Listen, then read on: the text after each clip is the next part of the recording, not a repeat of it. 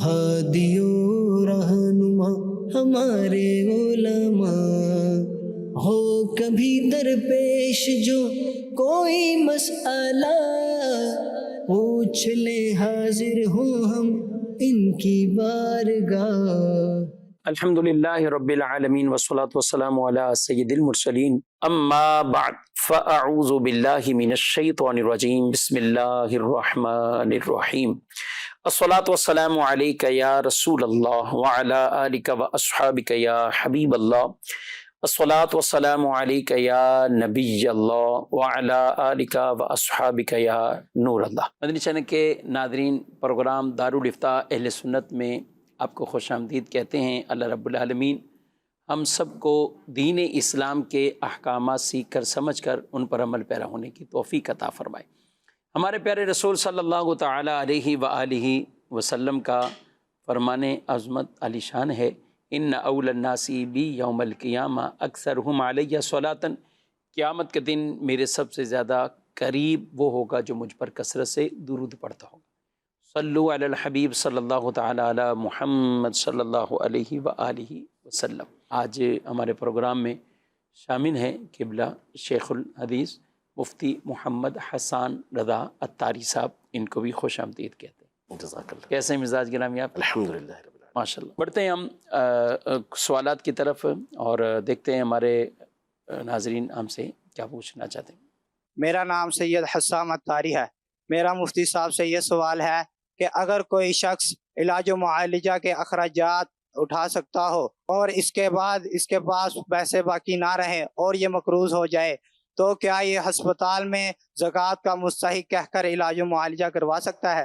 جی، علاج معالجے کی مد میں، اور اس طرح کی صورت عام طور پہ پیش آتی ہے۔ کچھ تو انہوں نے کہا خرچے کر لیے اور اس کے بعد ان کے پاس بچے نہیں، اور پھر آگے یہ جو علاج کروانا ہے وہ زکوٰۃ کی مد میں فارم بھر کر، اور کچھ شروع سے ہی ہوتے ہیں۔ کچھ یہ کہتے ہیں کہ ہم اتنے اخراجات نارمل ہم نہیں کر سکتے، کچھ نہ کچھ تو کر سکتے ہیں، لیکن ایک ساتھ ہی وہ پورا فارم بھرنا ہوتا ہے، تو کیا سب کے لیے ایک رہنمائی ہو جائے کیا؟ بسم اللہ الرحمن الرحیم۔ دیکھیں، یہاں دو جہتیں ہیں۔ ایک تو جو ہاسپٹل ہوتے ہیں ان کا زکوٰۃ کی مد میں کسی کا علاج کرنا، تو ان کا جو طریقہ کار ہوتا ہے انہیں اس حوالے سے شرعی رہنمائی لینا یہ ضروری ہے کہ جو رقم انہیں دی جا رہی ہے علاج معالجے کے لیے، کہ غریبوں کا یا ضرورت مندوں کا اس کے ذریعے سے وہ علاج کروائیں، تو وہ اب کس طریقے سے اس رقم کو استعمال کرنا ہے جو صدقات واجبہ میں سے زکوٰۃ کی رقم میں سے ہے، تاکہ ایسا نہ ہو کہ جو زکوٰۃ کی رقم آپ کو دی گئی ہے وہ زکوٰۃ کی رقم ضائع ہو جائے۔ صحیح۔ تو وہ شریعت مطہرہ نے اس کے طریقہ کار بتائے ہیں۔ وہ جب آپ کسی معتمد مفتی صاحب سے ملیں گے تو وہ آپ کو بتائیں گے کہ کس انداز میں آپ نے اس رقم کو یوز کرنا ہے۔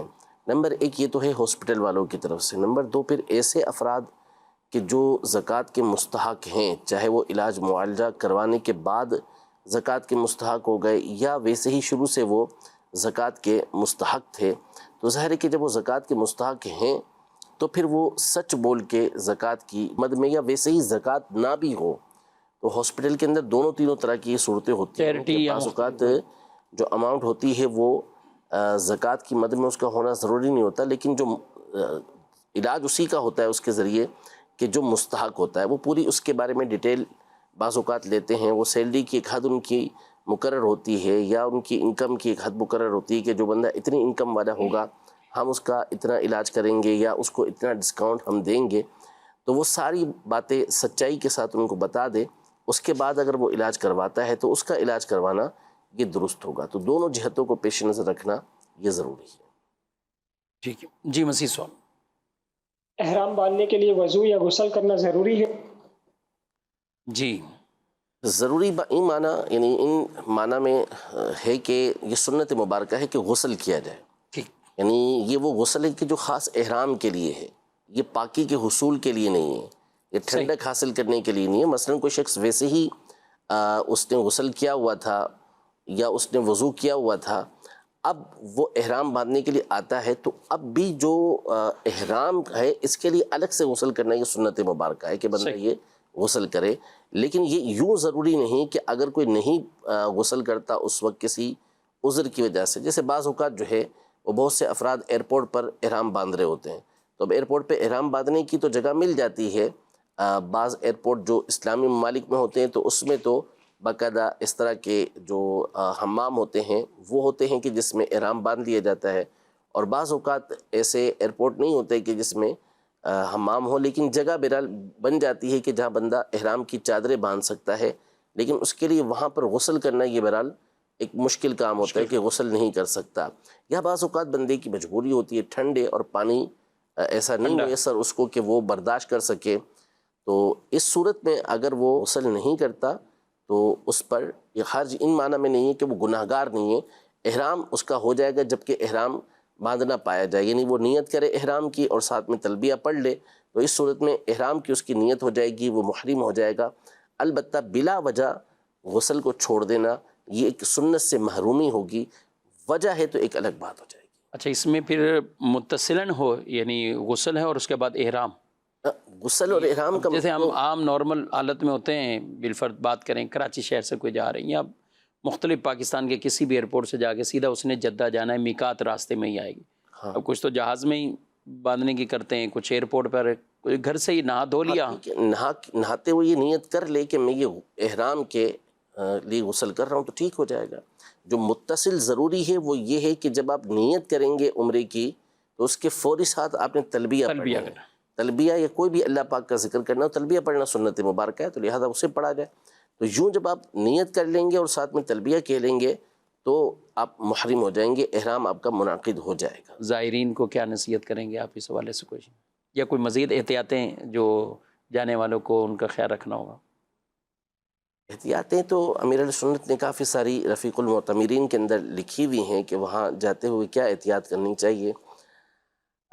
سب سے پہلے تو یہی ہے کہ جو بنیادی احکام ہیں، عمرے کا طریقہ ہے، اور جو بڑی بڑی غلطیاں بعض اوقات ہو جاتی ہیں، جیسے بہت سے لوگ جو ہے وہ صحیح کر کے کئی مرتبہ حلق کروانا بھول جاتے ہیں، حلق کرنا بھول جاتے ہیں، یا پھر جو ہے وہ تھکاوٹ کی وجہ سے ہوٹل میں چلے گئے اور کہا کہ بعد میں حلق کروا لیں گے، تو اگرچہ کہ یہ درست ہے کہ بعد میں حلق کروا لیں، لیکن وہ بعض اوقات تھکاوٹ کی وجہ سے اپنے جو چادریں ہوتی ہیں اس کو اتار کر جو روٹین کے کپڑے ہوتے ہیں سلے ہوئے اسے پہن لیتے ہیں، یہ جائز نہیں، یعنی جب تک آپ احرام سے باہر نہیں نکلیں گے، اور احرام سے باہر نکلنے کا طریقہ یہی ہے کہ آپ حلق کروائیں یا تقصیر کروائیں، تو یہ مسائل کچھ کہ وہ تھک گیا تو وہ ہوٹل میں چلا گیا تو سو گیا۔ اچھا، یہ عموماً شاید پہلا عمرہ کر لینے، پہلے عمرے میں تو بہت پکا یاد رہتا ہے، ویسے بھی بال بھی سر پہ ہیں جی، اور جب پہلے عمرے کے بعد مزید عمرہ کرنا ہے تو اس وقت ایسے ممکن ہے، اور یہ بھی ممکن ہے کہ وہ پہلے عمرے میں تھک جاتے ہوں،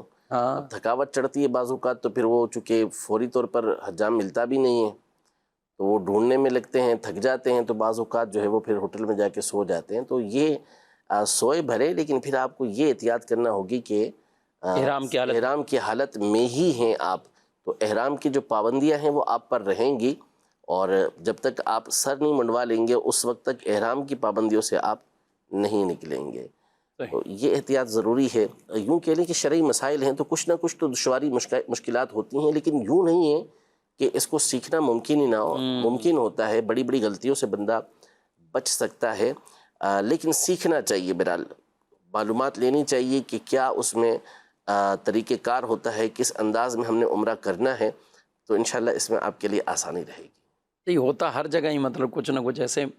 ناظرین کرام، اگر ہم مختلف مفتین کرام کو جو بطور خاص حج کی سعادت حاصل کر چکے ہیں اور جاتے بھی ہیں، عمرہ شریف وغیرہ کرتے ہیں، کو بٹھا کر بھی اگر ہم کوئی ایسا پروگرام کریں، جیسے عام طور پہ تو کئی مرتبہ امیر علیہ سنت دامت برکاتہم العالیہ اور اراکین شورا بھی اپنی اپنی آرائیں، تجربات یہ مدنی مذاکروں میں مختلف مقامات پہ یعنی شیئر کرتے رہتے ہیں کہ یہ غلطی ہوگی، فلاں نے یہ کر دیا، فلاں نے یہ کر دیا، تو یہ واقعی ایسا ہے کہ اگر ہم بھی پروگرام کرنے بیٹھیں تو 2-2.5 گھنٹے شاید ایسے گزر جائیں کہ جو لوگ مسائل پوچھنے آتے ہیں اور ان میں کئیوں کی واقعی ہی اصلاح کی ضرورت ہوتی ہے، بلکہ دم لازم ہو رہے ہوتے ہیں، اور کئی ایسی چیزیں وہ پوچھ رہے ہوتے ہیں کہ جن میں کوئی کسی طرح کا معاملہ نہیں ہوتا، لیکن وہ ایک کنفیوژن میں ہوتے ہیں اور پریشانی میں ہوتے ہیں۔ بہرحال دینی شرعی رہنمائی یہ تو سیکھنا چاہیے اور اسی طرح ہی اس پر عمل پیرا کرنا چاہیے. یہاں سے جا رہے ہیں لاکھوں لاکھ روپے ظاہر خرچ کرتے ہیں، تو یہاں سے ہی کوشش کر کے ایسا ہے کہ ہمیں اپنے وہ جو مسائل ہیں احکامات وہ سیکھ کر ہی یہ سفر اختیار کرنا چاہیے. اچھا ایک بات، وہاں جا کر بھی کیا جب عمرہ کرتے ہیں تو اس کے لیے بھی باقاعدہ محرم اور یہ کیونکہ کبھی مسجد عائشہ سے کر رہے ہیں، جیرانہ سے کر رہے ہیں، اور اب ہوتا یہ ہے کہ جو محرم ہے ان کا ساتھ واقعی جو محرم ہے تو وہ عمرہ کرنے کی پوزیشن میں نہیں ہے، وہ نہیں کر سکتے یا کسی وجہ سے بھی. تو اب گھر کی خواتین جا رہی ہیں اور ایک خاتون وہ بھی جا رہی ہیں کہ جن کا شوہر یا بیٹا محرم بن کے آیا تھا وہ عمرہ نہیں کر رہا، تو کیا کہیں گے آپ ایسے؟ وہ بھی شرط ہے وہاں پہ؟ نہیں، ایک چیز تو یہ ہے کہ جو مسجد عائشہ یا جعرانہ کے مقام پر گئے کہ جو میقات کے اندر ہیں، میقات سے باہر نہیں ہیں، تو اس مقام پہ جو جائے گا اس کے اوپر عمرہ لازم نہیں ہو جاتا، یا اس پر یہ لازم نہیں ہوتا کہ وہ احرام باندھ کر ہی پھر اندر آئے. یہ مقامات میقات کے اندر ہیں، اور یہ وہ مقامات ہیں جو حل کے مقام کہلاتے ہیں، اور اس مقام سے عمرہ کر سکتا ہے بندہ، تو کر سکتا ہے، لازم اس کے اوپر نہیں ہوتا وہاں جانا. تو اس لیے لوگ اس مقام پر جاتے ہیں. اب وہاں پر جو خواتین ہیں، کیا ان کے لیے جیسے مثال کے طور پر ان کا ہوٹل ہے، وہاں سے مسجد عائشہ جانا یہ حرم ہے، اس سے مسجد عائشہ جانا یہ محرم کے ساتھ ضروری ہوگا؟ تو اس میں کنڈیشن کے اوپر ڈیپینڈ کرتا ہے کہ اگر تو ایسے ماحول کے اندر جا رہی ہیں جیسے بس میں وہاں جا رہی ہیں، یا واقعی اس میں کوئی معتمد ایسا بندہ موجود ہے ڈرائیور کے ساتھ کہ ان کو کسی طرح کا کوئی خطرہ لاحق نہیں ہے اس میں، تو اگر یہ اس مقام پر جاتی ہیں تو پھر ان کا جانا ٹھیک ہو جائے گا، کیونکہ یہ شرعی سفر نہیں ہوتا اس مقام پر. لیکن اگر کسی دور کے مقام پر جا رہی ہیں یا راستہ ایسا ہے کہ جس میں سناٹا آتا ہے، تنہا نکل گئی ہیں، تو پھر یہ طریقہ کار ٹھیک نہیں ہوگا کہ وہ اس طرح مسجد عائشہ تک یا جعرانہ تک جائیں. کوئی نہ کوئی معتمد بندہ ایسا ہونا چاہیے اس میں، جیسے چند خواتین ہیں ان میں سے کسی کا ایک کا محرم آگے بیٹھا ہوا ہے اور خطرہ کسی طرح کا ان کو اب نہیں ہے، اور عموماً ایسا بھی ہوتا ہے ایسا ہوتا ہے. لیکن جعرانہ کا مقام ایک فاصلے قدر پر تھوڑا ہے، دور ہے. جی تو اس لیے احتیاط کرنی چاہیے کہ ایسا نہ ہو کہ تنہا عورتیں چلی جائیں، تو یہ بعض اوقات پھر مسائل کھڑے ہو جاتے ہیں. اچھا وہ محرم ساتھ چلا جائیں، یعنی مسجد عائشہ بھی جائے، جیرانہ کے مقام پہ بھی جائے، اور نارمل اپنے کپڑوں میں جائے، واپسی نارمل آ جائیں، ساتھ اس کی جو بھی خاتون ہے وہ نیت کر رہی ہیں، یہ کچھ بھی نہیں کر کوئی رہی. مسئلہ نہیں، کوئی پرابلم نہیں، کیونکہ یہ مقامات میقات سے باہر نہیں ہے نا. صحیح. میقات کے اندر جب تک رہیں گے احرام باندھنا ان کے اوپر لازم نہیں ہوگا. ٹھیک. کچھ SMS بھی ہیں ان کو بھی شامل کرتے ہیں. فرض کی تیسری یا چوتھی رکعت بسم اللہ سے شروع کر لی تو کیا سجدہ صاحب کرنا واجب ہوگا؟ سورۃ الفاتحہ سے پہلے جی بسم فرض اللہ کی پڑھ لیا. تیسری چوتھی شاید یہ سمجھ رہے کہ نہ فاتحہ پڑھنی ہے نہ کچھ اور نہ بسم اللہ. ایسا کچھ نہیں ہے، یہ تو بسم اللہ تو پڑھیں گے، یہ تو مستحب عمل ہے، تیسری اور چوتھی رکعت سے پہلے بھی اس کو پڑھنا چاہیے. اور اگر یہ پڑھ لی اور اس کے ساتھ سورۃ الفاتحہ پڑھ لی تو اس میں کوئی حرج نہیں ہے، بلکہ تنہا پڑھ رہے ہیں تو سورۃ الفاتحہ کے ساتھ سورت ملانا یہ بھی مستحب ہے، اچھی بات ہے. تو صرف بسم اللہ پڑھی ہو یا سورۃ الفاتحہ پڑھی ہو تیسری رکعت میں تو اس سے ہرگز سجدہ سہو لازم نہیں ہوتا.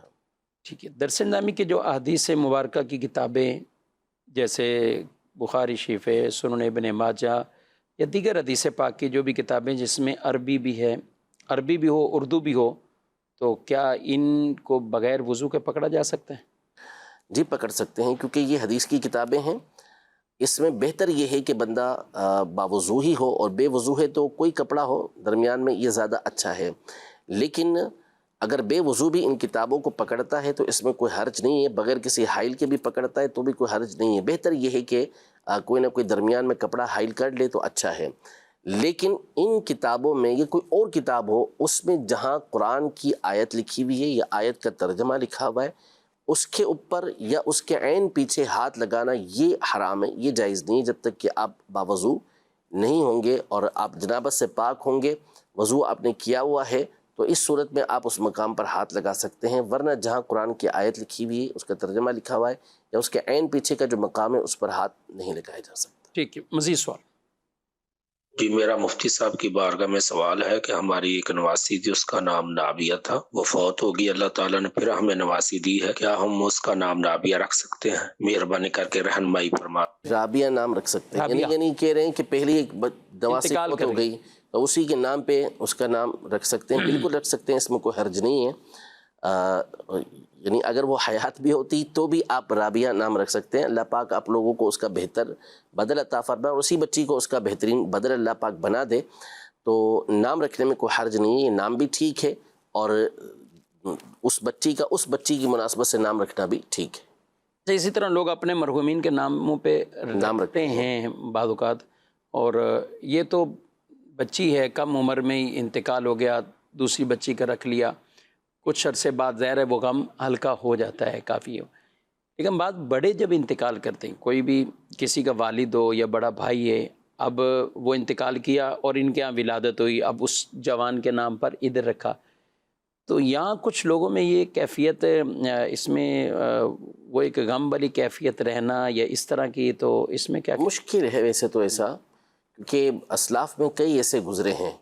ہاں اسلام میں ظاہر ہے جنہوں ایک یہ ایک ہوتا نام میں تھا، بھی یعنی بیٹے کا نام وہی ہے جو دادا کا نام ہے، اور والد کا جو نام ہے وہ پردادا کا نام ہوا کرتا تھا۔ اس طرح کے بہت سارے محمد ابن محمد، محمد ابن احمد ابن محمد، یہ بہت سارے نام اس طریقے سے اسلاف میں گزرے ہیں۔ علی نام کے اور کتنے نام علی ہیں، اوسط اکبر اور اس طرح کا نام جی، دیکھتے ہیں۔ یعنی دادا کے نام پر پوتے کا نام، ٹھیک، والد کے نام پر بیٹے کا نام، یہ تو اسلاف میں تو یہ سلسلہ چلتا ہی رہا ہے، بزرگوں میں تو سلسلہ چلتا رہا ہے، اور اس میں بظاہر تو کوئی حرج سمجھا بھی نہیں جاتا اور اس کو اچھا سمجھتے ہیں، صحیح، یعنی کہ ان کی یاد کو باقی رکھا یاد ہوا کو باقی رکھنے کے لیے، بلکہ کہتے ہیں کہ آپ نے ان کے نام پہ نام نہیں رکھا، ہے۔ اس طرح کی بات بھی کی جاتی ہے، تو اس میں کوئی حرج نہیں، رکھ سکتے ہیں۔ غم کی کیفیت بھی عام طور پر ایسی سنا نہیں جاتا کہ کسی کے نام رکھنے کی وجہ سے اس کو دیکھ کے وہ یاد آتے ہوں اور غم کی کیفیت پیدا ہوتی ہو، ایسا ہوتا نہیں ہے۔ یہ سوال ہے، دوسری رکعت شروع کرتے وقت الحمد شریف سے پہلے اگر ثنا بھی پڑھ لیں جی، یا 3 بار سبحان اللہ پڑھ لی تو کیا تاخیر واقع ہوئی؟ سیدہ صاحب لازم نہیں، تاخیر واقع نہیں ہوگی، نماز ہو جائے گی، کیونکہ یہ مقام جو ہے وہ حمد کا مقام ہے، اس مقام پر اگر کسی نے ثنا پڑھ لی ہے دوسری رکعت یا چوتھی رکعت کے شروع میں، نماز اس کی ہو جائے گی۔ جی مزید سوال۔ میرا نام محمد فرحان اطاری ہے، میرا سوال یہ ہے کہ کیکڑے کی خرید و فروخت کا حکم بیان فرما دیجئے۔ جی سردیاں جیسے ہی آتی ہیں تو یہ سوال بھی عام طور پہ آتا ہی ہے۔ اصل میں دیکھیں، کیکڑے کا کوئی جائز استعمال ہو یہ ہمارے علم میں نہیں ہے۔ عام طور پہ جو کیکڑے کا استعمال ہوتا ہے، یا تو اس کا سوپ نکال کر یہ اسے پیتے ہیں یا اس کو کھاتے ہیں، تو کیکڑا کھانا یا اس کا سوپ استعمال کرنا یہ تو حرام ہے، اور عمومی طور پر یہ اسی مقصد کے لیے بیچا جا رہا ہوتا ہے، اسی مقصد کے لیے خریدا جا رہا ہوتا ہے۔ تو یہ مقاصد جو ہوتے ہیں کہ جب کسی کا جو متعین ہو جائے کہ یہ اسی کام میں استعمال ہو رہا ہے، تو پھر اس صورت میں تو اس کو خرید و فروخت کرنا اس کا جائز نہیں ہوتا۔ ہاں اگر اس کے علاوہ اس کا کوئی اور استعمال بھی ہے کہ کسی اور کام میں اس کو استعمال کیا جا سکتا ہے اور اسی کام کے لیے وہ اس کو خرید رہا ہے، اور یہ اپنی ایک چیز اسے بیچتا ہے کہ یہ اس کے ذریعے سے کوئی بھی کام کر لے گا، اچھا کام بھی اس کے ذریعے سے، جائز کام بھی اس کے ذریعے سے ہو سکتا ہے، تو بیچنا جائز ہو جائے گا۔ ورنہ عام طور پر ہمارے یہاں یہ جو کیکڑی کی خرید و فروخت ہے یہ اس کے کھانے اور اس کا سوپ پینے کے لیے ہوتی ہے، اور یہ دونوں کام ناجائز و حرام ہے۔ ٹھیک، مزید۔ میرا نام عطا محمد کپری، تحصیل عمرکوٹ۔ مسئلہ یہ ہے کہ میں قرآن شریف کو پہلا سپارہ پڑھا ہوا ہوں، کیا آگے پڑھ سکتا ہوں؟ قرآن مجید کا پہلا سپارہ پڑھے ہوئے ہیں، کیا آگے کہہ رہے ہیں آگے پڑھا سکتا ہوں؟ جی ہاں، یعنی پڑھے ہوئے پہلا ہے کہ مزید آگے بھی پڑھا سکتے ہیں؟ یہ اصل میں پہلا یا دوسرا پارہ پڑھنے کا مسئلہ نہیں ہے، اصل تو یہ ہے کہ آپ نے پڑھا ہوا کس طرح کا ہے۔ اگر تو آپ پڑھنا جانتے ہیں تو پہلا پارہ پڑھا ہوا ہے، لیکن آپ کو قواعد اور سارے معاملات پتہ ہیں کہ قرآن کو کس طریقے سے پڑھتے ہیں، تو آپ پڑھا سکتے ہیں۔ لیکن اگر آپ نے پورا قرآن بھی پڑھا ہوا ہے لیکن آپ کو پتہ ہی نہیں کہ قرآن مجید فرقان حمید پڑھتے کیسے ہیں، پڑھاتے کیسے ہیں، تو پھر آپ کو پڑھانے کی اجازت نہیں ہوگی۔ اور بہتر یہی ہے کہ آپ وہیں اپنے کسی ماہر قاری صاحب سے جو واقعی قاری صاحب ہوں ان کو سنائیں اور ان کو بتائیں کہ میں یہ پڑھا ہوا ہوں، تو وہ آپ کو بتائیں گے کہ آپ نے جو پڑھا ہے وہ بھی صحیح پڑھا ہے یا نہیں پڑھا، پھر آپ آگے پڑھانے کی صلاحیت رکھتے ہیں یا نہیں رکھتے، وہ آپ کے امتحان کے بعد ہی ہو سکتی ہے۔ ویسے عام طور پہ ایک نارمل عام عوام کی بات کریں کہ اگر انہوں نے پہلا ایک پارہ پڑھا ہے تو مشکل ہوتا ہے کہ وہ پورا قرآن یا اگلے پارے ان کو آ جائیں۔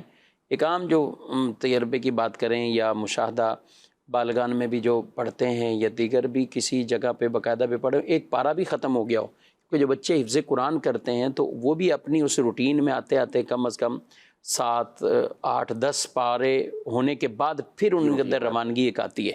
ایسا ہی ہوتا ہے، ایسا ہی ہوتا ہے۔ بلکہ قاری صاحبان 15 20 پارے پڑھا کر پھر کہتے ہیں ٹھیک ہے آخری 10 پارے اگر نہ بھی پڑھائے کہ آپ کا ناظرہ بہتر ہو چکا ہے، اب آپ حفظ کرنا شروع کر دیں۔ ایسا ہی یعنی عام طور پہ دیکھیں جو یہ بھائی ہیں ان کے بارے میں تو ہم کچھ نہیں کہتے، لیکن اس طرح جو پڑھتے ہیں وہ کوئی باقاعدہ کسی مدرسے میں اس انداز میں جیسے قرآن پڑھنا کی ایک دھن ہوتی ہے اور ایک بہترین انداز میں سیکھا اور پڑھا جاتا ہے، یہ عام طور پہ ہوتا نہیں ہے ایسا۔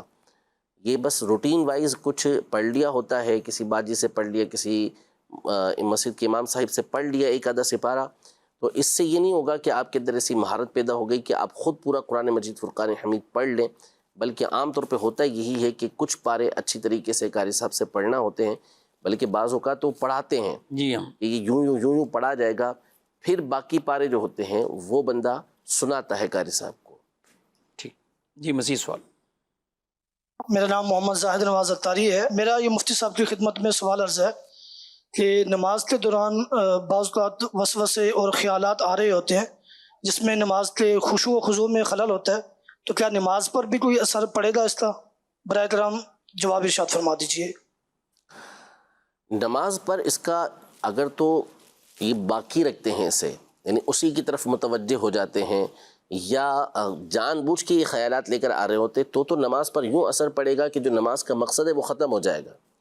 اور یہ ارشاد فرمایا حدیث پاک میں کہ بندہ جتنا نماز کے اندر متوجہ ہوتا ہے اتنا ہی حصہ اس کا نماز میں سے ہوتا ہے، اور اللہ کی رحمت بار بار یہ ندا کر رہی ہوتی ہے کہ کیا تجھے مجھ سے بہتر کوئی بارگاہ مل گئی ہے، تو بندہ دوسری طرف متوجہ ہے، اللہ کی رحمت جو ہے وہ اس کی طرف متوجہ ہو رہی ہے۔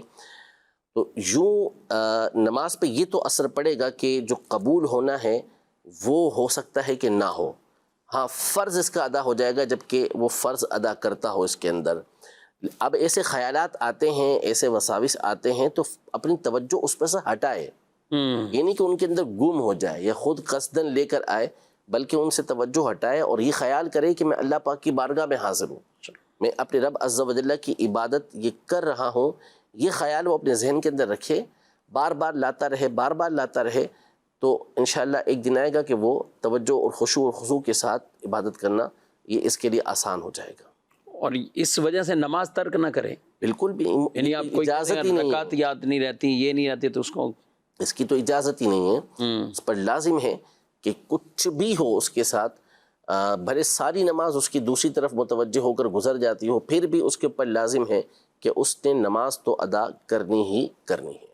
ایک سوال خواتین کی طرف سے ہے کہ جب وہ اپنے مخصوص پیریڈ میں ہوں تو کیا درود پاک لکھ سکتی ہیں اس دوران؟ لکھ سکتی ہیں، کوئی حرج نہیں ہے۔ قرآن لکھنے کے مسائل جداگانہ ہیں، درود پاک لکھنے میں کوئی حرج نہیں ہے، اسے لکھا جا سکتا ہے۔ ٹھیک، مزید؟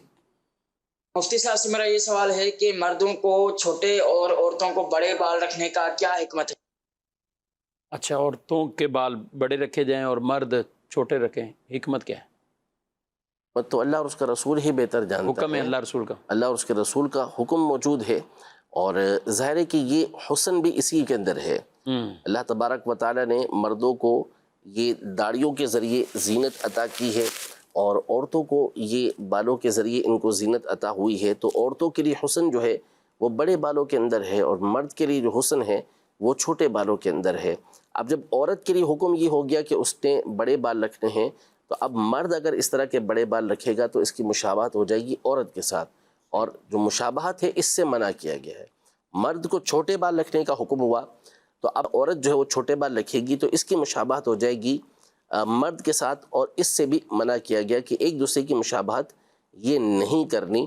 تو اس لیے عورت کے لیے جو حسن و جمال رکھا گیا ہے، اس کی خوبصورتی رکھی گئی ہے، وہ اس کے بڑے بالوں کے اندر رکھی گئی ہے، اور مرد کے لیے یہ جو حسن ہے وہ اس کے چھوٹے بالوں کے اندر ہے. ہاں داڑھی جو ہے اس کے ذریعے سے یہ مرد کو حسن دیا گیا ہے، اور آج کل جو مرد ہیں وہ اس کے برخلاف کر رہے ہیں. یعنی مرد کا اصل حسن کہ وہ داڑھی رکھے، جی داڑھی رکھے، یعنی اسی میں اس کے لیے حسن موجود ہے. وہ حسن موجود ہے، اور داڑھی رکھنی بھی چاہیے. داڑھی کوئی حسن سے منافی تو نہیں ہے کہ بالکل نہیں ہے. کہ یعنی یہ کہاں ہے؟ دنیا کی سب سے حسین ذات ہمارے نبی پاک صلی اللہ علیہ وسلم کی، سبحان اللہ، اور ان کی داڑھی تھی. کیا بات. سارے کے سارے انبیاء کرام علیہ گھنی داڑھی، داڑھی مبارکہ نبی پاک علیہ السلام کے سینہ مبارکہ پہ بالکل گھنی داڑھی تھی. کث اللحیہ، آپ علیہ الصلوۃ والسلام گھنی داڑھی والے تھے. مولا کائنات رضی اللہ عنہ گھنی داڑھی والے تھے. کیا بات. اب دعوی محبت ہو ان حضرات سے، ان مقدس ہستیوں سے، لیکن داڑھی جو ہے وہ دوسروں کی بڑی ہو اور آپ کی چھوٹی سے چھوٹی ہوتی چلی جائے، تو یہ دعوی محبت کی بالکل جو ہے وہ خلاف ورزی ہے. تو نبی پاک صلی اللہ علیہ وسلم کی سب سے حسین و جمیل ہیں، اور آپ کی جو خوبصورتی تھی وہ اس کا ایک حصہ جو ہے وہ داڑھی کے اندر بھی موجود تھا. تمام انبیاء کرام علیہم السلام یہ حسین و جمیل تھے، خوبصورت تھے، اور سارے کے سارے انبیاء کرام علیہم السلام کا جو طریقہ تھا وہ داڑھی کو رکھنا تھا. جی مزید سو. ماں نوازہ طاری رحیم یار خان سے مفتی صاحب سے میرا سوال یہ ہے، زمین کا یہ عشر ہے فصل کا، یہ ایک ہی بار دینا سال میں واجب ہے یا ہر فصل کا دینا ضروری ہے؟ جیسے کپاس، گنا اور چاول ہے، اس کا بھی دینا چاہیے عشر، کتنا عشر دینا واجب ہے؟ رہنمائی فرما دیجئے. جی مختلف سال کے اندر فصلیں اترتی ہیں. اصل جو پیداوار ہے اس کے اوپر عشر ہے. یعنی اگر تو سال میں 2 دفعہ آپ نے پیداوار کی ہے تو 2 مرتبہ اس کے اوپر آپ کو عشر لگے گا. 1 مرتبہ کی ہے تو 1 مرتبہ لگے گا. 2 سال میں 1 مرتبہ ہوئی ہے تو اس پر 1 مرتبہ لگے گا. اس میں سال کا گزرنا نہیں ہے. زمین کی جو زکوٰۃ ہوتی ہے، جو عشر ہوتا ہے، اس میں یہ شرط نہیں ہوتی کہ اس کے اوپر سال گزرے، بلکہ اس میں اصل جو چیز ہے وہ زمین کی پیداوار ہے. تو لہذا جو چیزیں آپ نے ذکر کی ہیں یہ وہ اشیاء ہیں کہ جن سے زمین کی منفیت مقصود ہوتی ہے، تو ان چیزوں کے اوپر عشر ہوگا. اب وہ بارش کا پانی ہے، نہری پانی ہے، تو اس کے اوپر عشر ہوگا. اور اگر وہ ڈول وغیرہ کے ذریعے اس کو سیراب کیا گیا ہے تو اس صورت میں اس کے اوپر نصف عشر ہوگا، یعنی 20واں حصہ ہوگا. اب جب فصل اترتی رہے، جب فصل جتنی سال میں 2 ہیں 3 ہیں سب پر ہوگی، کیونکہ اصل وہاں زکوٰۃ ہے فصل کے اوپر، سال کے گزرنے کے اوپر وہاں زکوٰۃ نہیں ہے. ٹھیک ہے. مزید سوال. بچے کا عقیقہ کرنا ہے، وہ کہتے ہیں کہ جو بچے کے نانا وغیرہ وہ اس میں سے حصہ نہیں کھا سکتے گوشت. یہ تو مشہور و معروف مسئلہ ہے اور غلط، اور یہ صدیوں سے چلا ہوا آ رہا ہے. یعنی غلط مشہور. جی بالکل. تردید ہمارے اکابر علماء نے کی. اعلیٰ حضرت نے صدر الشریعہ رحمۃ اللہ علیہ نے کئی چیزیں ایسی ہوتی ہیں کہ جو زبانی کلام میں چلتی ہیں وہ راسخ کہیں نہ کہیں ہوتی جاتی ہیں اور پہنچتی بھی رہتی ہیں آگے. بالکل. تو اس کی تردید اور اس کا رد جو ہے وہ ہمارے وہ علماء کر چکے ہیں اتنے قدیم. تو یہ کوئی اس کی حقیقت نہیں ہے کہ دادا دادی، نانا نانی یا والدین جو ہے وہ اس عقیقے کے گوشت میں سے نہیں کھا سکتے. علماء نے یہ ارشاد فرمایا کہ عقیقے کا گوشت جو ہے اس میں یہ مثل قربانی کے گوشت کے ہے. یعنی جس طرح قربانی کا گوشت ہوتا ہے اس کے احکام ہوتے ہیں، ویسے ہی عقیقے کے گوشت کے احکام ہوتے ہیں. تو قربانی کے گوشت میں 3 حصے کرنا یہ بہتر ہوتا ہے کہ ایک حصہ اپنے لیے رکھے، ایک حصہ اپنے عزیز و اقربا کے لیے، دوست احباب کے لیے، اور تیسرا حصہ جو ہے وہ فقراء کے لیے رکھے. صحیح. تو یہاں پر عقیقے میں بھی یہی ہے کہ آپ ایک حصہ جو ہے وہ خود اپنے لیے رکھیں، ایک حصہ آپ دوست احباب کے لیے، اپنے رشتہ داروں کے لیے، اور ایک حصہ جو ہے وہ غریبوں کے لیے رکھیں. اور وہاں یہ بھی مستحب عمل ہے. صحیح. اگر چاہتے ہیں کہ پورے کا پورا جانور جو ہے عقیقے کا جو گوشت ہے وہ ہم صدقہ کر دیں، کسی کو دے دیں تو بھی جائز ہے. اگر چاہتے ہیں کہ سارے کے سارا خود استعمال کریں تو بھی جائز ہے، اس میں کوئی حرج نہیں ہے. یہ غلط مشہور ہے کہ والدین یا نانا نانی یا دادا دادی اس میں سے نہیں کھا سکتے، اس کی کوئی حقیقت نہیں ہے. ٹھیک. جی مزید سوال. میرا نام محمد افضل رضا اتاری ہے. مفتی صاحب سے میرا یہ سوال ہے کہ کسی سے قرض لیا تھا تو ان سے نہ تو رابطہ ہو پا رہا ہے، نہ ہی ان کا کوئی عطا پتہ ہے، تو اس لیے قرض کا کیا کریں کہ ہم کیسے ادا کریں؟ جی قرض لیا تھا، آپ دینا چاہتے ہیں لیکن ہے ہی نہیں. عام طور پہ تو دیکھیں اس میں سستی ہوتی ہے اور کوشش جیسی کرنی چاہیے ویسی نہیں کی جاتی، کیونکہ اس دور میں بہت یہ مشکل ہوتا ہے. کمیونیکیشن اتنا آسان ہو چکا ہے کہ رابطہ کرنا مشکل نہیں رہتا. آپ کوشش کریں گے تو وہ آپ کو جو آپ کا قرض خواہ ہے، جس نے آپ کو قرض دیا ہے، وہ آپ کو مل ہی جائے گا. اس کی جان پہچان والا کوئی بندہ مل جائے گا جس کے ذریعے سے آپ اس تک پہنچ سکتے ہیں. بہرحال اگر نہیں ملتا کسی صورت بھی وہ نہ اس کے ورثہ آپ کو مل رہے ہیں، پتہ ہی نہیں چل رہا اس کے بارے میں، تو اب اس کی طرف سے آپ وہ رقم جو ہے وہ صدقہ کر دیں، اس امید پر کہ اللہ تبارک و تعالیٰ قیامت کے دن دونوں کے درمیان صلح کروا دے گا۔ ہاں اگر بعد میں وہ آ جاتا ہے اور وہ کہتا ہے کہ میری رقم دیں، تو آپ اسے بتا سکتے ہیں کہ میں نے صدقہ کر دیا۔ اب وہ کہتا ہے کہ ٹھیک ہے میں اس کو برقرار رکھتا ہوں تو صحیح ہے، لیکن اگر وہ کہتا ہے کہ مجھے میری رقم دیں تو پھر رقم دینا ہوگی۔ صحیح، اس میں بھی کوئی لمٹ ہے کہ کتنا انتظار کریں اس کا؟ جب امید ختم ہو جائے، جب امید ختم ہو، یعنی اس میں ٹھیک ٹھاک ظاہر ہے کہ جی آدمی ایسے ہی راہ چلتے تو کسی کو قرضہ نہیں دیتا، ظاہر ہے میں یہ عرض کر رہا اتنی ہوں جان پہچان یا دیگر معاملات ہوتے ہیں پھر ہی جا کر کوئی قرضہ دیتا ہے۔ ایسا ہی ہے، ایسا تھوڑی سی کوشش کرنی ہوگی، آپ کوشش کرتے ہیں تو مل بھی جاتے ہیں۔ وراثت کے بھی کئی مسائل ایسے دارالتعلیٰ سنت میں آتے ہیں جس میں ورثہ کی تلاش میں معاملہ کافی آگے تک بھی پہنچتا ہے، یعنی ایک تو نارمل ہیں، اولادیں ہیں، بیٹا ہے، بیٹی ہے، ورثہ ہیں تو معاملات کلیئر ہو جاتے ہیں، لیکن بعض اوقات جو وراثت اوپر دادا کی یا دادا سے بھی اوپر کی کسی کی، اب ان کے ورثہ دائرے کہیں پھیل چکے ہیں، تو ہم نے کئیوں کو جب یہ ذمہ کام دیتے ہیں کہ آپ یہ تلاش کریں تو کہیں نہ کہیں سے وہ نکال لاتے ہیں کہ ہاں بھی فلاں ملک میں، جی ہاں پاکستان کی نہیں بات کروں گے، فلاں ملک میں وہ چلے گئے تھے اور وہاں سے آگے آگے یوں ان کی پہچان نکلی، تو اس میں کوشش کرنی چاہیے۔ اصل مسئلہ تو ظاہر ہے جس کا حق ہے اس تک ہی وہ پہنچے، باقی ڈیٹیل تفصیل تو اس مسئلے کی بیان کر دی گئی۔ ناظرین کرام، آپ نے پروگرام ملاحظہ کیا ہے، وقت اپنے اختتام کو پہنچا ہے، آپ سے اجازت چاہتے ہیں، فی امان اللہ۔ ہادی و رہنما ہمارے علماء، ہو کبھی درپیش جو کوئی مسئلہ، پوچھ لیں حاضر ہوں ہم ان کی بارگاہ۔